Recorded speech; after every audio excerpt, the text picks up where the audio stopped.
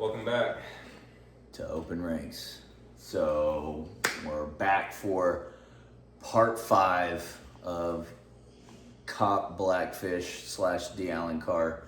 How we kind of left it off in part 4, we talked about some of the first time we were attacked on the outpost. A little bit of backstory on some of the personnel that we had with us. But yeah, if you haven't watched it, go check it out. So, I believe I was leaving off with the echo coming up on BP1. Asked me. Oh yeah, about being a grenadier. Yeah. He's like, shoot that. And I'm like, yeah. He's like, all right. And he was like, pointed to like an object out there. It was like some rock or something. Yeah, hit that. And then just Duke. Like, you get to where you don't even aim with that thing. You just fucking... You just know how it works. Yeah. And he's like, all right, damn. He's like, you carrying that on every mission you go on now. And I'm like... I remember you and Ray wearing fucking 40 Mike belts. Yes. Every time. But, yeah, one thing that we did want to talk about in this episode was just like the free reign we had as a whole. We had a lot of freedom. Yeah, a lot of freedom, and then we'll get into some missions. But, dude, so we had if you don't know, we had this one mud hut that was our dedicated AHA, so it was an ammo holding area. The long and the short it wasn't just ammunition. We had fucking Laws, SMAUDs, AT4s. We had a couple of javelins in there. But, we're saving those for rainy days when it's really important to utilize those, which we never really did, so that was good. But yeah, so basically we had a giant whiteboard, and our squad liked to go shoot all the fucking time. And, with being underneath SOCOM, we got ammo all the fucking time. And so, whenever they could get, either white air or green air to sling load ammunition into us, but we get it pretty regularly. Probably more regularly than fucking fuel. Like some of the things that you'd be like... And food. And food, yeah. So yeah, right outside our AHA, we had a giant whiteboard, and it had all the different ammunition, everything we had in it, all by nomenclature, how many rounds that were in there, and then there was a section where you could be like, me and Tommy, there's tons of days where like, hey, let's go do some gun drills up on, BP1, go grab, either 240 or a Mark 48, something that shoots 7.62 link, and just go train because we were doing missions so rapidly. But yeah, we just annotate, like, man, we're going to take 600 rounds or even 1,000, and go up, train, and then we'd annotate, what we intended on taking, and then we'd go back and we'd fix it and be like, hey, this is what we really expended. Which was usually all of it. Yeah, which would, it'd be quite a lot of ammo that we'd go through, but just call it up over the radio. Hey, we're about to shoot. Yeah, we're going live. It's a deterrence too. Some of the times, I think we still shot, but when white air would come out, either they would let them know, hey, we have friendlies, just just shooting. Whoa, that just died. It's all right. Let me turn on another light. Hold on, wait one. All right, there we go. Can you see me? Yep. But so anyways, yeah, we could just shoot anything that we really wanted, within reason. There's obviously some munitions that were like, hey, yeah, you're not just gonna go out there and shoot Laws for fun, but we shoot 40 Mike quite a fucking bit. Yeah. But yeah, man, do got a good question. What was one of the funnest missions you went on? Dang. Well, you know, my back be hurting like a motherfucker, so, I mean, a lot of it wasn't fun to me. Until shit was happening. Yeah. Man, I would, I'd say, I mean, kind of fun, maybe funniest was Bagdara 1.0? 2. 2.0? Yeah. Because, I mean, we trained and trained and trained and going after this person. But, and And you can give some backstory on it? no, that was another one. With Bagdara? Or what? Yeah, so... I'm trying, that one's bleeding into another one with the Nathan Brack shit. But, No, that wasn't that one. No. 2.0 was the revenge mission for Justin. Yeah. And Zach and So you can Chris. hit Bagdara, if you want. No. This is your mission. What was one of the funnest 2.0, ones? I mean, 2.0 was fun. I mean, but it was hell too at the same time. Even though we just kind of in place, but I think Tacte was fun. Because that was different. oh yeah. Yeah, because Tacte was a valley that was like from the outpost. You know, we would drive our trucks, drop off at Butler, which was our little MSS, and then our little staging area, if you will. And then we dismount. Dismounts would go, the trucks would stay, you know, the gunners, drivers, and all that, and a couple of personnel would remain. But Tacte was special because it wasn't like you're climbing up fucking mountains. It wasn't like rocky or anything like that. It was green as shit. It looked like a completely different Afghanistan. But that was left seat, right seat too. Remember? Yeah. No, that was just 10th group. No, remember? 7th, 10th started going in there, and then like immediately started finding IEDs left and right, and they're ripping out. So it's like we found too many IEDs. It's you know, the risk reward type deal. Like we'll do it another time because there were so many IEDs being found. Yeah, and I mean you'd see like cows walking out there and just blow up. Yeah. There was 2 parts to Tacte, too. Yeah. As well as Bagdara. So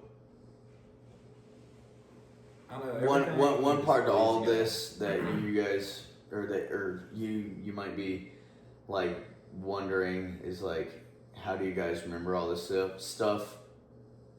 I remember like specific details about things, and so does he. Yeah. But the missions themselves, they kind of bleed together for me. Like I'll think about one thing, I'm like, was that on that mission? Was that on this one? Yeah. I remember like our entire platoon, we conducted over 40 missions in 6 months. Like it was a riot. We were constantly going out, constantly training up, constantly going out, constantly on BP shifts, doing, you know, our guard shifts that were, you know, you're on 4, off 4, back on 4, and then going out on mission. So, yeah, just for your situational awareness, everything kind of bleeds together, unfortunately. But, yeah, get into Tacte. Yeah, that was it. It was Tacte. Went back on. Oh, wait. No. It wasn't Tacte. It was, well, Rumpf would say Pekka, but it was Peha. Peha was a very green valley. Taking that left. Yeah. Right? Yeah, off Butler. Yeah. Peha, where you crossed the river. Yes, Peha. I remember that one too. Yes. Started taking sniper fire on that one, and then A-10s came in. Yeah, and just fucked them up. I remember Rob just looking at me being like, is your GoPro on? I was like, no. He goes, well, is your radio on? I was like, Rob, I don't have a radio. I'm just a machine gunner. He was just like, look at like 9 o'clock high. There's an A-10 about to strafe the fuck out of this mountain. I was like, click. But no, Payha. Yeah, that was Payha. Yeah. And that's when fell into the creek, and we had to cross that river. And, yeah, that was sketchy. You know, I was once we were coming back on that mission after it started fucking raining, and then the A-10 came in, and then air started going red. So we're like, yeah, because it started to rain. Yeah, so going back out of there, and man, I don't know how I became point, but somehow I made it up to the front with EOD, and he was a younger guy. I mean, I was young too. I guess I just didn't give a fuck, but it was just me and him in the front, and turning around, looking back, everybody's, held up at that river, because you had to cross some logs and stuff too. First you had to drop down with them big rocks and then cross the logs. Yes, because the funniest part about that, the Afghans told us, they're like, no, there's a bridge. And we're like a bridge you could drive a truck over? And they're like, no. But they're like, okay, a bridge we can walk over, that we might have to, just go into basically a single file line and just cross the bitch. Which is what we did. But all the time. This was not like a walking bridge over a little stream. It was a ripping river, and it was basically like 2 2x4s like strapped together like this. Like they weren't even like together like that. It was like they were like offset. And they're wet as shit. And it was wet. Yeah, it was wet as shit. And I thought for sure I was just gonna slip into the river. Oh my god! Call it a fucking day. I just remember holding my 240, and I'd have one of the EOD guys like hold my gun. Yeah. And then like he was like trying to pull me up, and I smacked my fucking knee on like the side of like the rock, or it was like this shitty like busted up broken bridge type deal, which is really just in Afghanistan. It's just rock stacked, and it's like, this is bridge. Mm-hmm. But yeah, I smacked the fuck out of my knee and gave my machine gun back, and then like turned around and looked at it, and I was like, I can't believe I just crossed that. And like dudes are literally like, there's a couple I remember watching one commando like fall into the water, and like they were like, are we gonna like help him? They're like, he's fine, he'll come around, we're like, okay, I guess it's not too hard to find 120 individuals, in a file walking through Afghanistan. So so coming back from that, everybody was held up at the river. And then me and the EOD guy, kept walking towards the village and, the MSS site.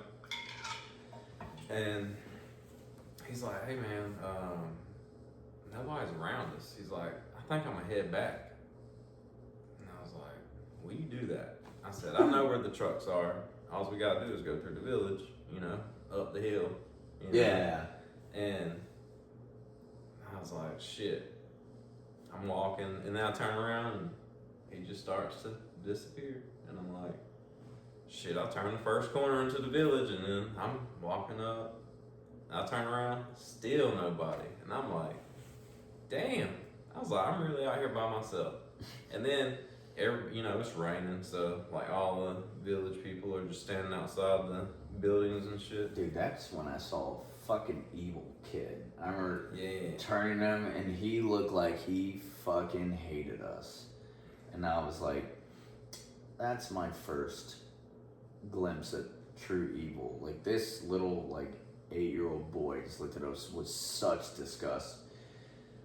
Probably more evil than ISIS, in my opinion. Yeah. I remember.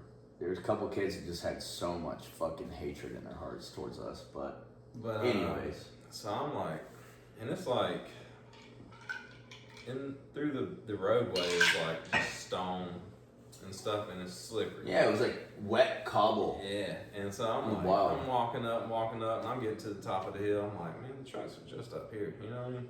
And then, like, everybody in the village is just staring me down like I'm just a fresh piece of meat, you know what I'm saying? I'm like, God damn.